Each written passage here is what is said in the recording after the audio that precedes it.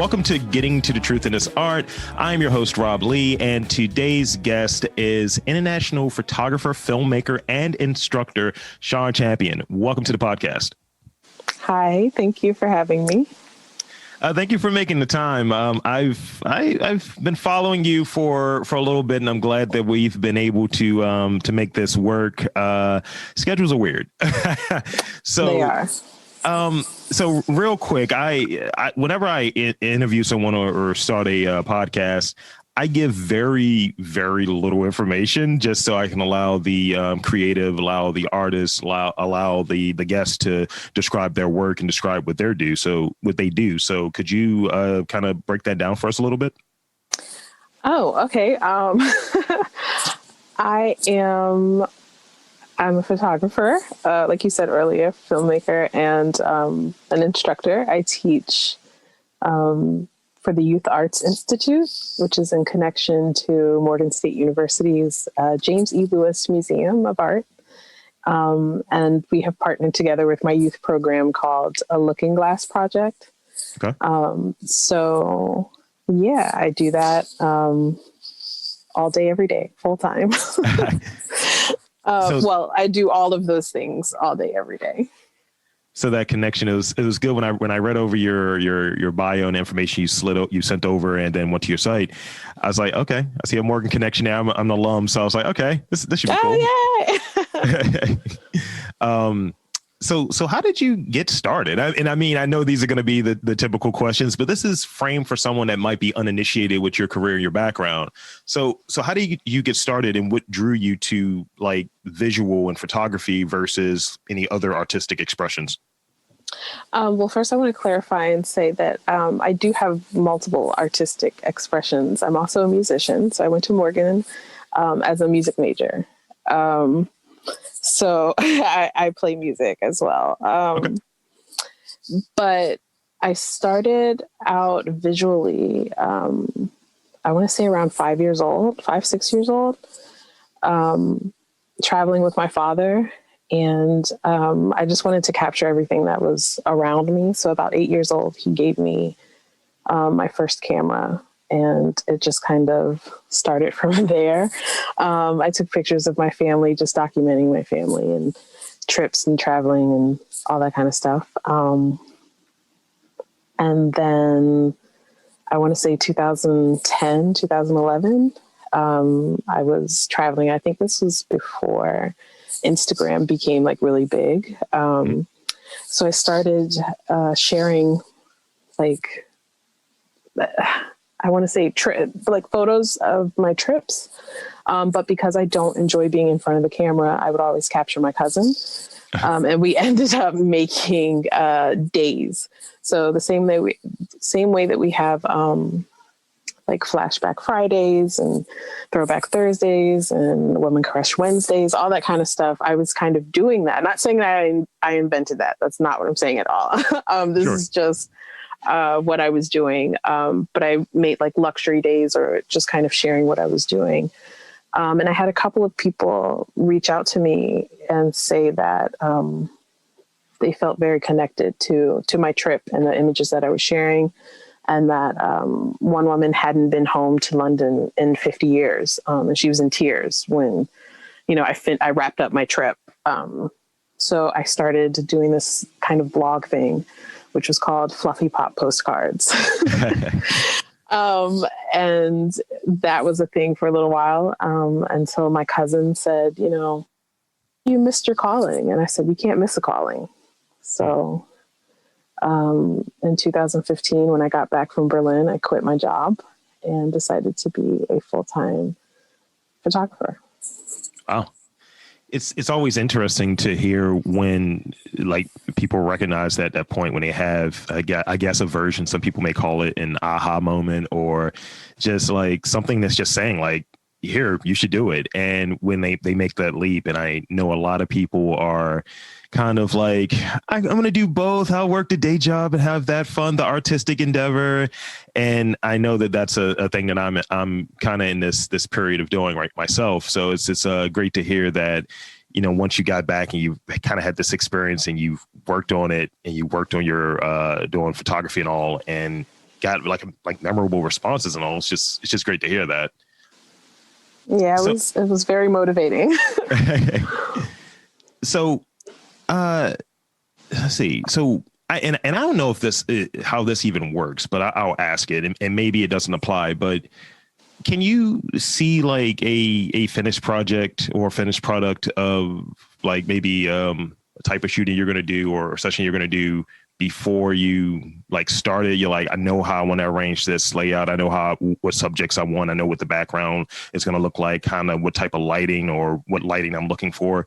Do you see that in your mind's eye first, or what is your process in that way?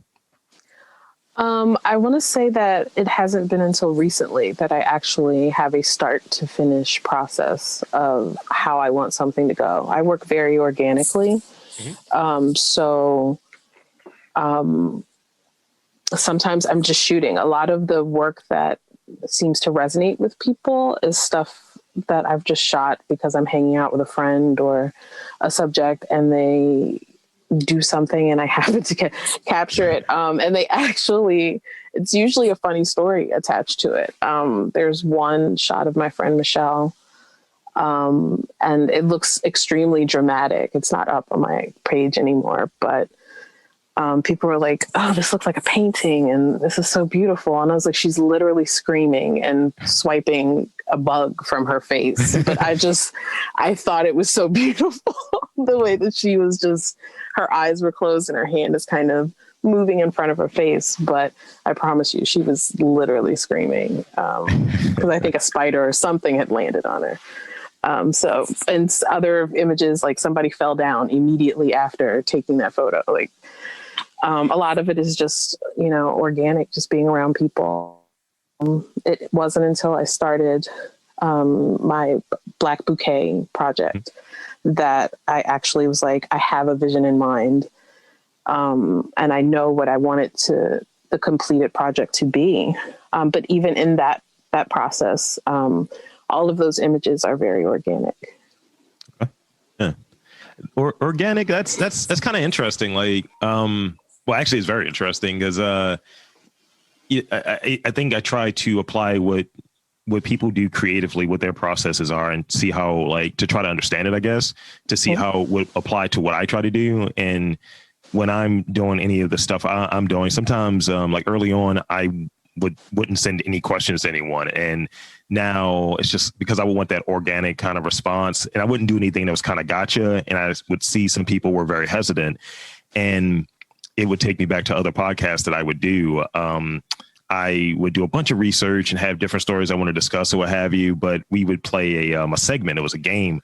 And I would give maybe my co-host like a word here and there just to get that really organic. I want your first response. I don't want you to think about it.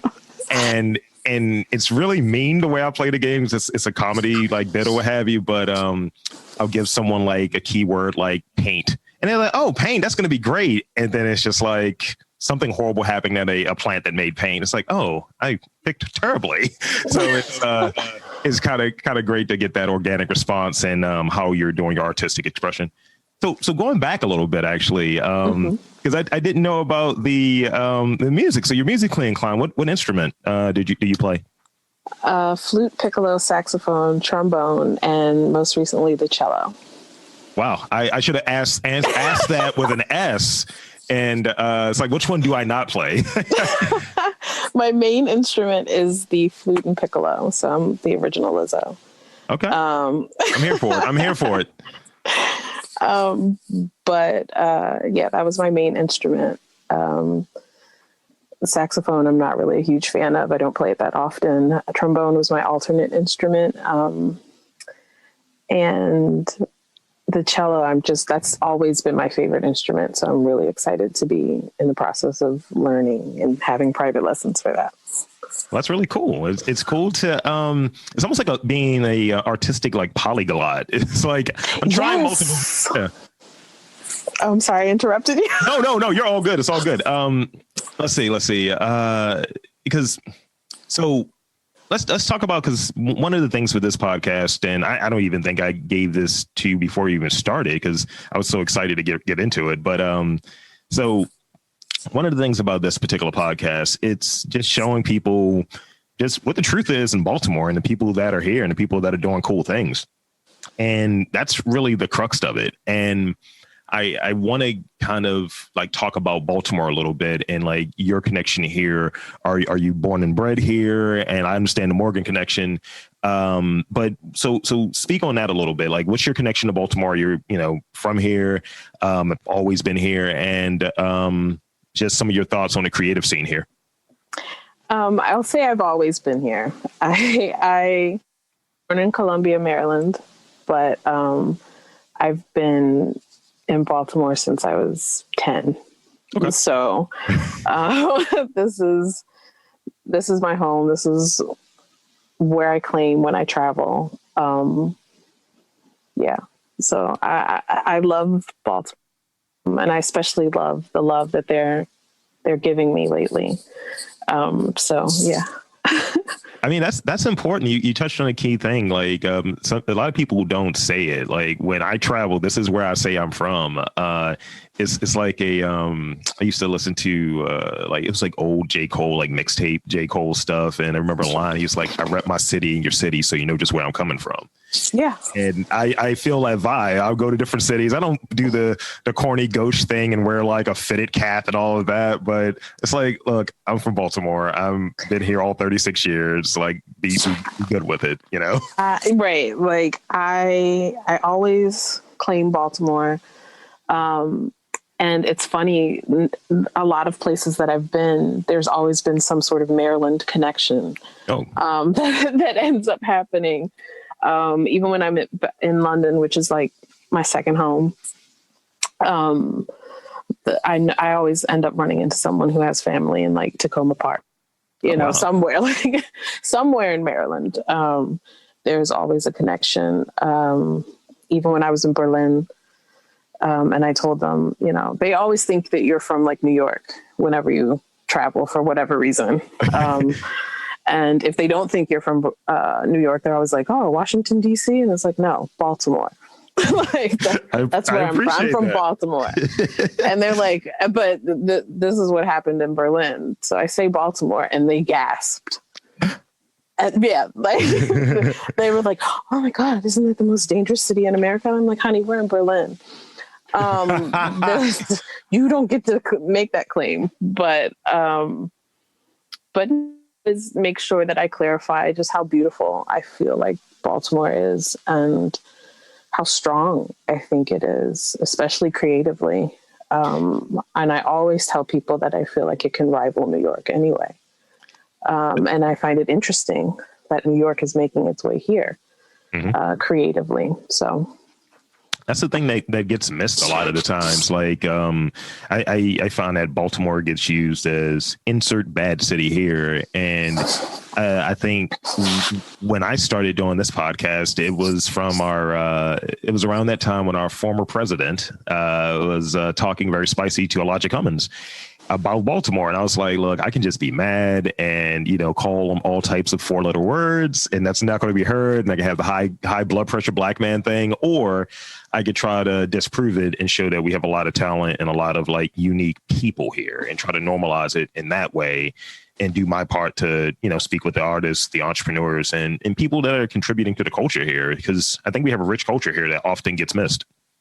I agree. And that's part of the reason why I started my youth program, a Looking Glass Project, is because I wanted to change that. When I got back from all of these travels, I was tired of having to explain that to people. Like, just because I say I'm from Baltimore does not mean you should be terrified or worried about me. Like, they were just like, oh, are you okay out there? Is it safe? And I'm like, is it safe anywhere? Like, literally, is it safe anywhere? Yeah. There's something that might happen in your city that I would be like, oh gosh, we could never accept that in Baltimore. Like that would never happen. But, I wanted the youth to the youths, the young ones, the younglings to get their opportunity to see, not only represent for their city, but get the opportunity to explore other cities and see that we are actually more alike than we think we are. And then also be able to become global citizens and use those resources that they have found in other places and bring them back to Baltimore, or even do it the other way, where you now live in California and you're a chef, but guess where you get your seasoning from? Right. Baltimore. Right. That's economic, growth for Baltimore. So I just want to make sure that these children that are coming from Baltimore know that they can take Baltimore wherever they are. It's always going to be with them. Absolutely. Like, one of my friends, I always joke about it because he's like in the yearbook, the high school yearbook near me. We're, both in the last page. We're both at the same height. Both had suspicious cornrows in the early 2000s. And I talked to him like when I was doing this podcast, and kind of started blowing up once we went to this pandemic thing, and just, trying to be safe and all of that stuff. And he's like doing really well in like having a jazz group in New York. And he was like a drum major here, and he took that up there, and he's like, oh no, I always carry what I've learned from the people in Baltimore up there and try to add some Baltimore seasoning to, what I'm doing in Brooklyn. And that's the way that thing is supposed to work. Is like, leave and, go to these different places, but always claim it, always be about where you're from, and don't be fake about it. Like I tell people all the time, I'll get too specific. I'm like, yeah, I'm from East Baltimore. It's like, okay, tighten up a little bit. But my boy, my one of my friends, one of my co-hosts in this other pod I do, he's like from Owens Mills, and he'll say like, I'm from Baltimore. I was like, you are not. Like, don't do that. I mean, you could do the East Baltimore thing, because if you went to London, they'd be East London, South London, there's different areas. So I think it's fine to say that. There's also this thing that I think sometimes Baltimoreans do, is we think the world is against us, and they actually kind of love us. Because there have also, in contrast to the episode in Berlin, I've been in New York, and one of the ways that I was able to connect with someone and get a really, really good view of Midtown was because I told them I was from Baltimore. Really? And they had so there's this, I don't know exactly where it is. I want to say it's in Bushwick. Okay. But this man had a restaurant that he was about to open, but it was also attached to his house. And he had this huge garden on his rooftop garden, absolutely gorgeous, had like little mini pools and everything. And all I wanted to do was just see the sunset from an elevated position. My homegirl who's from Brooklyn, and that's her life, was like, he's not letting you up there. So I was just like, excuse me, sir, can you see Midtown from there? And he said, yeah. And I was like, oh my gosh, I just want to see it. I just want to take a picture. I promise I won't be up there long. Is there any way that I can come up? And I was like, I'm only going to be in town for a couple of days. And he's just, well, where are you from? And I said, Baltimore. And it was like the Wizard of Oz. Like, he was like, oh, that's a horse of a different color. And he like comes downstairs and opens it up. She's like, what? He never lets anybody up here. And he said that he's originally from Spain. And I think he was like a refugee. Oh. And his aunt was from Baltimore, and she was the only person who would let them in and live there. And he was like, I love Baltimore so much. Like, that's a part of my heart. So of course I have to let you up here. It's the right thing to do. I was like, oh my gosh, this is amazing. But there's been plenty of times that I've gone somewhere and people are like, oh, Baltimore, we love y'all. So. Yeah, I've gotten it a few times in travels to like New Orleans, like you going down there, and it's just like, oh, y'all from B-more, and it's like, huh, all right, yeah, that's like family. and then it's just like, oh wow, and because I always get the thing that I don't sound like I'm from here, and I get like, look, I'm always been here. I enunciate things weirdly. I'm sorry, and but so let's. So I do have a few more Baltimore questions I'm going to save towards the end, but wanted to talk about a little bit more about your work. So how does your work how does your work speak on any current social or political issues?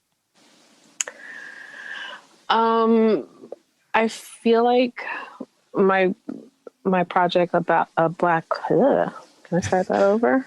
Sure. I feel like my project, A Black Bouquet, is slightly political, only because I had already started the process 2 years prior to the world shutting down. But what drove me to restart it was because I was seeing so much trauma posted. So much sadness, so much heartbreak, so much depression. And I just felt helpless. And I actually had to sit and question myself and go, am I doing my part? As an artist, as a Baltimore artist, I see everybody else out at protests and taking these amazing photos of what's going on. And then I had to check myself and go, no, that's not your lane. And people need to see the other side of Blackness, which is also its joy, and its resilience and its extraordinariness, but also its ordinariness, because we don't have to be extraordinary for us to be special. We don't have to be greased up and shined up for us to be seen as beautiful. And I wanted to incorporate live flowers to represent that fleetingness of life and these moments and these pockets of joy that we get, and that we need to kind of hold on to them. And they're beautiful, just like flowers, just like people. And I was like, this now is the time. I think my city needs to see something else. And I would happily ride the other side of the pendulum for them to look at once they have processed, or once they've ingested these traumatic images. They need something else to look at. I have the biggest, cringiest grin on my face, because which how you described that really made me smile. Because I think that's important to have, like, those alternatives, like knowing that it isn't always, oh, this tragedy, or oh, this sadness. It's like you just see nothing but that.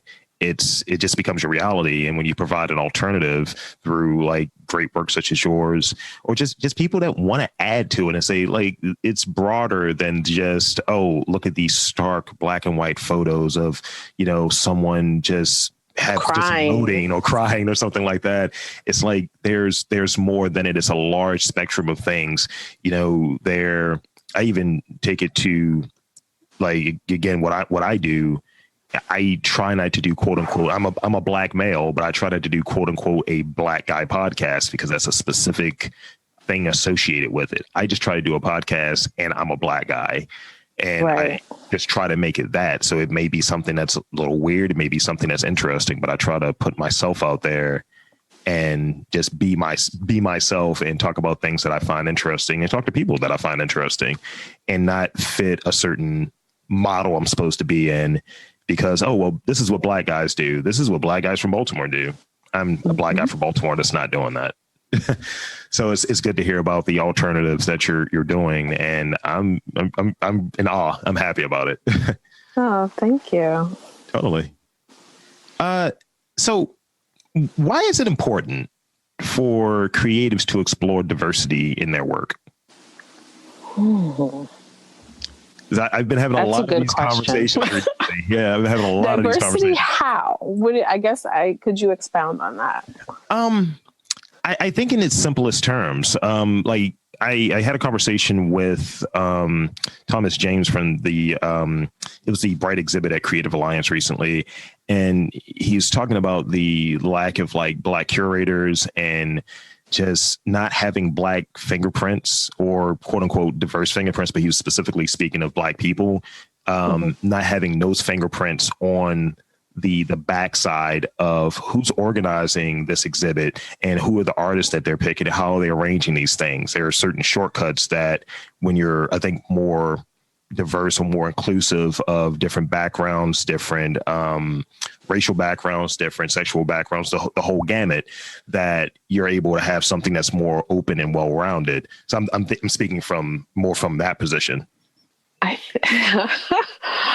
I'm gonna have to think about that. Okay.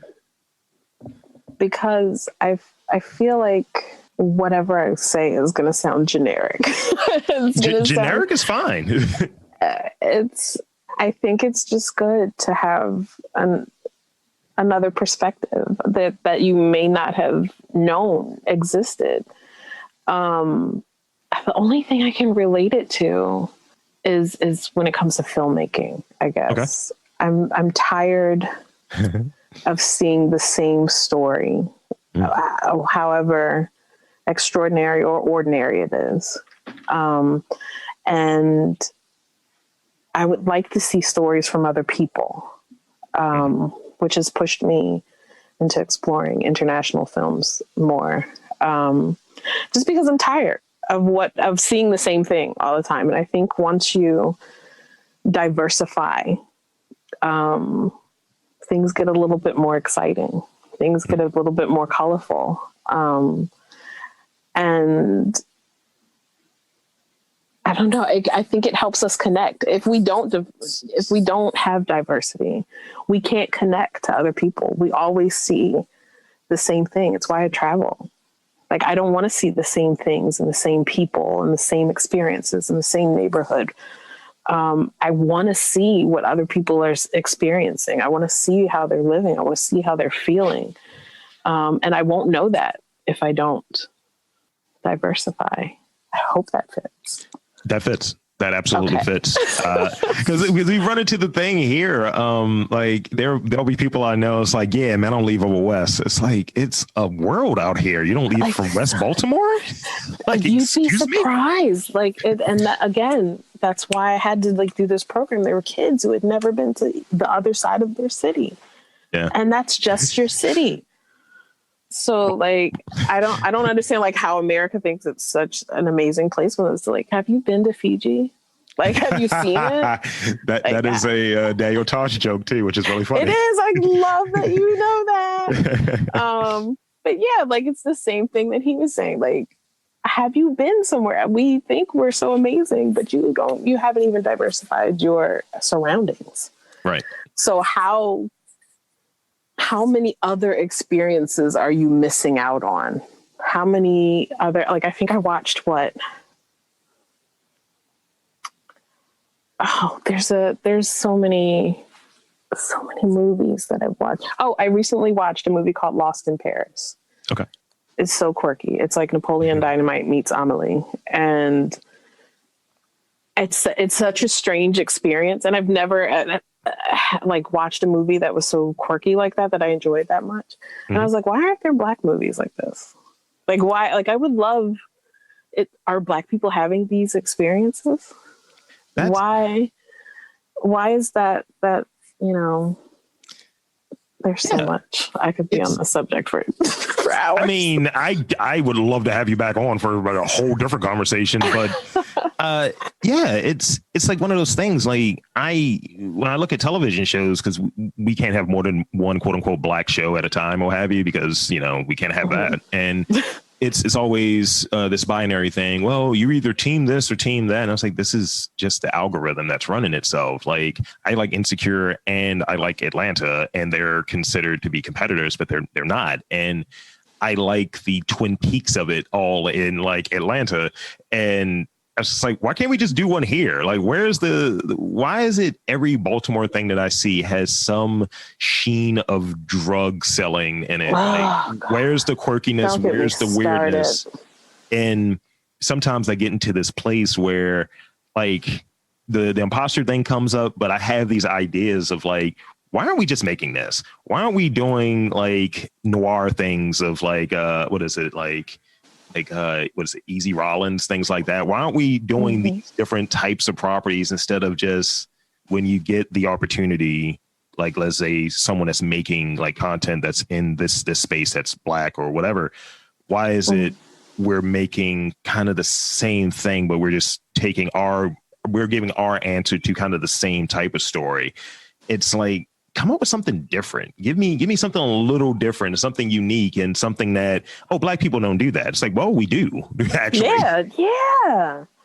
That's the thing that I really want. And that's the thing that I in my small, I'm a podcaster kind of place of like, that's what the challenge is to a lot of people. What are you doing? Don't get happy for this small little opportunity. Take it to that next level, because you may not get there again, and, you know, make it worth it. Is the way I kind of look at it. Yeah. Like, why? It really made me scratch my head and go, God, I wish that there was a movie that was this quirky that starred Black people, or at least had a Black leading character. Yeah. And there's so many films that I look at and I'm just like, wow, this would have been great. I would love to just see more of this with just Black faces in it. But yeah, I digress. So I have two more questions, and then this has been going well, in my opinion, so far. Two more questions, and then I like to give every guest the opportunity to shamelessly, and I mean really shamelessly, plug anything they want. So this is a tough question because I find I shouldn't ask it, but I like to kind of see people squirm a little bit. Among your different projects, the different things that you've done and are doing, what is your favorite? What's the most like important to you, and why? It's more than one thing. Then your favorite 10 things, musician. I play 12 instruments. I'm kidding. I really, really love, when it comes to my own work. Wow, you are making me squirm. When it comes to my own work, I really love that I didn't get scared to keep going. I kind of love and hate that flowers are now my like signature. So, but I love that. I love that people associate something so beautiful to me. And I love telling stories. So I really love the way that people allow me to like really get up in their space and feel comfortable with me. I think that's one of my favorite things about my work, is the way that I bond with my subjects. That feels really good. I get quite a few emails, text messages, DMs later, just thanking me for the space to be themselves. And that feels really good. So I really appreciate that. And maternity shoots. I know I don't post a lot of them, but maternity shoots are actually some of my favorites. Because, you know, being a woman, I know there's times when we don't feel so beautiful. So to be in a space with a woman who is literally creating life, and making her feel beautiful, because I just see her as this amazing creature and goddess being. And I'm just like, wow, this is fantastic. I really, really enjoy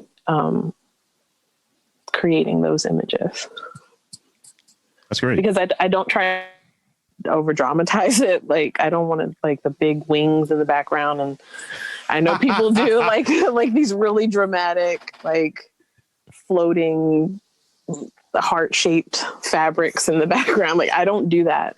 It's very much a very intimate process of, you know, just kind of studying this person and how beautiful they're glowing. You know, very simple, but some of my favorite. Did I answer the question?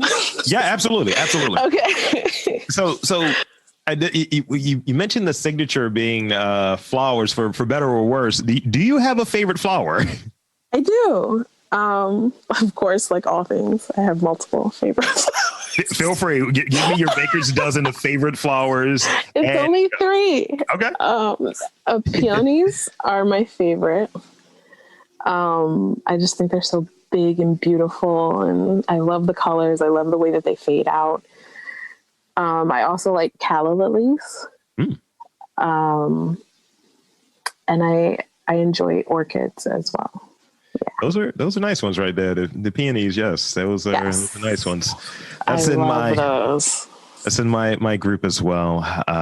Yeah. I love that you love flowers. Yeah, I try to be more of a cosmopolitan individual. Quite. Yes. So the last question I have for you, and this will kind of like be that last Baltimore question to kind of like pin it down and hit it with the bookmark kind of ending here. Creatively, share 3 things in your opinion Baltimore needs more of, and I think you touched on it before, of just kind of this broader like experiencing different things and kind of traveling, things like that. But what are any others that you may have? Because 3 is a number apparently, but what are any other ones that you may come to mind for you? Creatively, what does Baltimore need?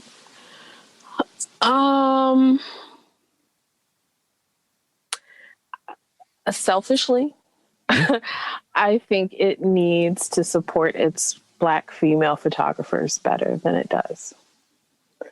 I feel like we are an afterthought. There have been a couple of times where there were, not saying that I needed to be a part of, these panels or, celebrations or anything like that. But I was just very shocked that there's never a woman, never a Black woman included in that. And that was disappointing. It seemed like the default was always to men. And that's disappointing. So I would really like for Baltimore to uplift its female photographers, Black females in particular, but also its Black female filmmakers. Like, I want Baltimore to be like better than Tribeca. Like, I want it to be like, a hub for filmmaking, a beacon for filmmaking. I think we have the potential to do that, to really kind of get out of this. Nothing against, people who are doing this or would like to do this, but I want us to be more than just the streets. Right. I want Baltimore to creatively get out of this loop that it's in. Creatively, I want more festivals like Light City. That's my favorite festival, like of any festival that I've ever been to. It's literally my favorite. I need more of that. I don't know how that's going to happen, but I'm a fan of that festival. I was able to, the last one that they had before all of this nonsense, I was a part of it. Me and a group of other like Black podcasters, and we went up there and we kind of just did some segment. And I think we were talking more of like pop culture and anime and things like that, movies and things of that sort. It was one of the nights, and it was like 6 of us. And one of the people that was sitting there, we had this kind of panel discussion set up. It was a young lady, and she was like, "You guys are like the Wu-Tang podcasters." I'll take it. We all had like bubble coats on. It looked really wild. I mean, I'm like 6'4", so oh my gosh, very wild, stark visual of like, who are these people? Method Man on stage. Pretty much. So that's pretty much all I had. This has been great. I feel like I've learned a lot about you. I continue this hot streak of talking to dope people who work within photography, because I feel like those like the best interviews I've been getting. Like, oh yeah, because we're dope. Absolutely. I won't dispute it. I think it might be because we observe a lot. So maybe we have a lot more to talk about. I don't know. Yeah, I'm projecting. That's fair. That's fair. I mean, I'm a failed art person, failed photographer. The only thing that I've worked with has been podcasting. It's my most stable and longest relationship. It's been 12 years, and this is what I do. So I want to thank you again. And please, share anything that you want to share, your social media, your website, all of that good stuff. Oh, yes. My social media is my name, Schaun Champion, which is S as in Sam, C as in cat, H as in Harry, A as in apple, U as in unicorn, N as in Nancy. Champion Of course, that's the way it sounds. And that's my website as well, schaunchampion.com. And right now, I guess the thing that I'm plugging is my personal project, which is making its way around internationally. So right now it is on the Photo Femme United IG page and the Atlas IG page. And yeah, lots of work coming out. So hopefully everybody gets to see it.